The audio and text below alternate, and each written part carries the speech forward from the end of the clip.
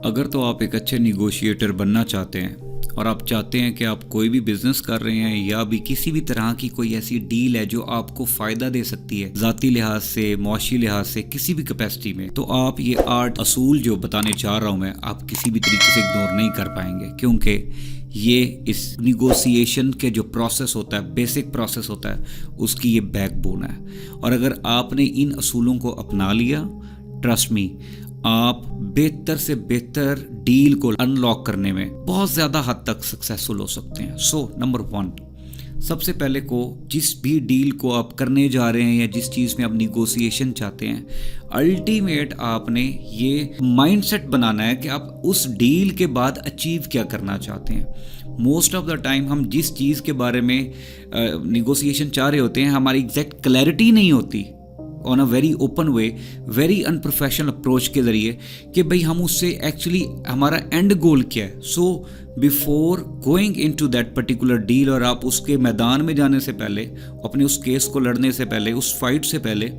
आपको सबसे पहले ये अपने अंदर तय करना होगा कि आप बेसिकली इस सारी निगोशिएशन का एंड गोल आपका क्या है जो आप अचीव करना चाह रहे हैं। दूसरा इंपॉर्टेंट जो टास्क है प्रोसेस का है, उसके बाद आपको बेहतर से बेहतर तरीके की प्रोसेस की इसकी प्रिपरेशन करना ज़रूरी है, क्योंकि आपको ओवरऑल एनालाइज करना होगा कि आप जिनके साथ निगोशिएट करने जा रहे हैं वो कौन है, किस चीज़ पे निगोशिएशन हो रही है, क्या क्या पॉसिबिलिटीज़ हो सकती हैं कि उनकी साइड से क्या क्या चीज़ें आ सकती है जिस पे आपको एक वैलिड आंसर करना पड़े, ताकि आपकी साइड से भी उनको लगे कि हाँ, इस साइड की बात को भी इग्नोर नहीं किया जा सकते और वो आपकी बात को भी रखें। तो आपकी इस सिचुएशन में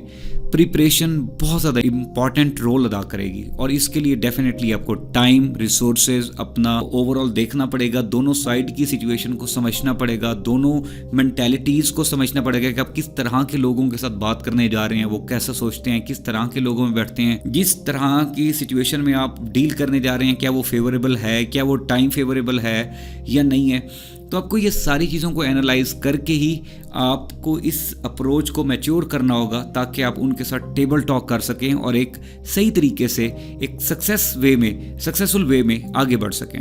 तीसरा इंपॉर्टेंट जो रूल है, आपको निगोशिएशन की टेबल पे बैठ के जो सबसे पहले करना है, दूसरी पार्टी को कंफर्टेबल फील करवाना है, क्योंकि यूजुअली जब डील हो रही होती है तो दोनों लोग इनसिक्योर फील कर रहे होते हैं और यही माइंड में चल रहा होता है कि अगला बंदा अपने बारे में अच्छा विनिंग पोजीशन पे रह के बात करेगा और हमें कहीं ना कहीं लूज एंड पे लेके जाएगा। So when you create a sense कि भाई हाँ, मैं इक्वल एंड्स पे बात करता हूँ, मैं विन विन सिचुएशन में बिलीव करता हूँ, तो it create a sense of satisfaction, और एक उनको एक सेफ फील भी करा रहे होंगे कि हाँ, अगला बंदा जितना अपने बारे में सोच रहा है उतना हमारे बारे में भी सोच रहा है। इसको टैक्टिकल एम्पैथी भी कह सकते हैं कि you make people feel realise that you feel the other side as well. So इस सारी सिचुएशन में अगर आपने उनको ये समझाने की कोशिश की कि आप उनकी साइड के बारे में भी सोचते हैं, तो डेफिनेटली वो आपके साइड के बारे में सोचना, समझना और सुनना ज़रूर चाहेंगे। चौथा इंपॉर्टेंट पॉइंट,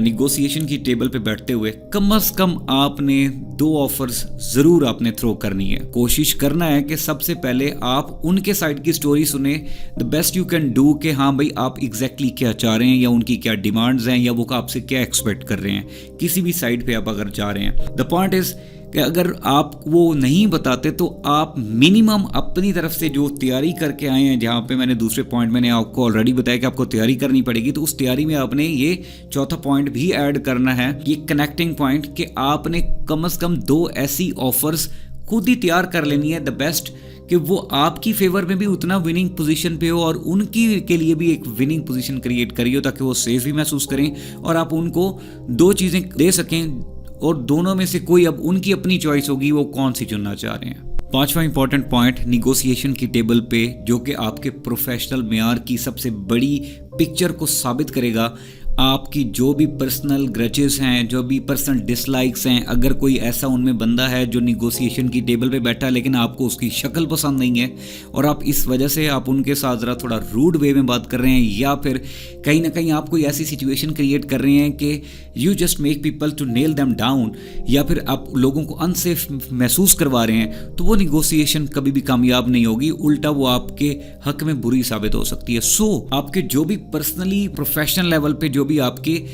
डिफरेंसेस हैं उनको एक साइड पे रख के, दिल बड़ा करके आप उस वक्त जो सोचेंगे उस वक्त सिर्फ यही सोचेंगे कि इस वक्त मैंने विन विन सिचुएशन की बेस पे प्ले करना है और एक सही तरीके से आगे बढ़ना है। छठे पॉइंट पे आपने यू कट आई पिक वाली स्ट्रैटेजी को अपनाना है। लाइक आपने अगली पार्टी को ऑफर करना है कि हाँ इट्स टोटली ऑन यू, आप कोई सी 2 ऑफर्स मुझे दें लेकिन उनमें से कोई एक चूज़ मैं करूँगा। आपके सामने है ये जो सारी सिचुएशन है, इस पे कोई सी 2 स्टांस आप क्रिएट कर दें, उसमें जो the best I can choose, वो जो मुझे सही लगेगा उसको मैं चूज़ कर लूँगा। इससे आप अगले बंदे को बॉल कोर्ट में डाल के उसको सेफ भी महसूस कराएंगे, रिस्पॉन्सिबिलिटी भी उसके लिए बन जाएगी और वो एक फेयर डील भी करना चाहेगा क्योंकि साफ ज़रा है आपने चूज़ करना होगा, उसने कट करना होगा, तो वो डेफिनेटली इस पे अनफेयर डील नहीं करेगा क्योंकि उसको भी वरना इस चीज़ का नुकसान होगा। 7वां बड़ा इंपॉर्टेंट पॉइंट, निगोशिएशन की टेबल पे बैठते हुए निगोशिएशन के रूल में आपने दिमाग खोल के बात सुननी है।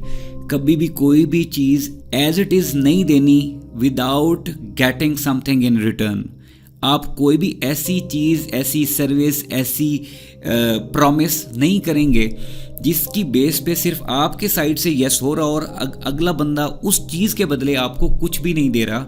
क्योंकि बात जब बराबरी की होती है, निगोशिएशन हमेशा बराबरी की होती है। तो जब बराबरी की होती है तो चीज़ों को हमेशा गिव एंड टेक भी इक्वल एंड्स पे देखा जाता है। हाँ, अगर आपको एक साइड से अगर एडवांटेज मिल रहा है तो अगले बंदे को आपने फिर मेक श्योर करना है कि अगला बंदा आपको दूसरी साइड से उतना ही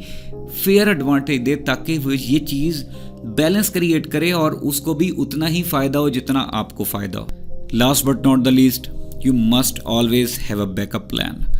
आपके पास हमेशा, और ये सारी चीज़ें आप डिसाइड करेंगे, वही पॉइंट 2 को माइंड में रखिएगा आप अपनी प्रिपरेशन के वक्त, कि जब भी आप उस प्लान पे काम कर रहे होंगे कि मैंने निगोशिएशन की टेबल पे बैठना है और अगले बंदे को कन्विंस करना है कि हाँ इस डील पे उसके लिए भी फ़ायदा और मेरे लिए भी फ़ायदा है, तो आपने हमेशा प्लान ए के साथ प्लान बी, प्लान सी और प्लान डी ज़रूर रखना है। सो दैट कोशिश यही है, एक मैच्योर प्रोफेशनल बंदा हमेशा यही कोशिश करता है कि जिस भी मैदान में वो गया है और जिस भी टॉपिक पे, जिस भी तरह से वो निगोशिएशन जा रहा है उसको कामयाब करे। इसके लिए आपको प्लान ए के साथ प्लान बी भी रखना पड़ेगा ताकि इन केस अगर वो चीज़ नहीं मानी जाती तो अल्टीमेट आपके पास एक दूसरा बैकअप प्लान ज़रूर होना चाहिए उनको ऑफर करने के लिए, क्योंकि अल्टीमेट जो टारगेट है वो इस निगोशिएशन को कामयाब करना है। इन जितने भी रूल्स मैंने बताए हैं, इन 8 रूल्स को आप एक बार फॉलो करेंगे,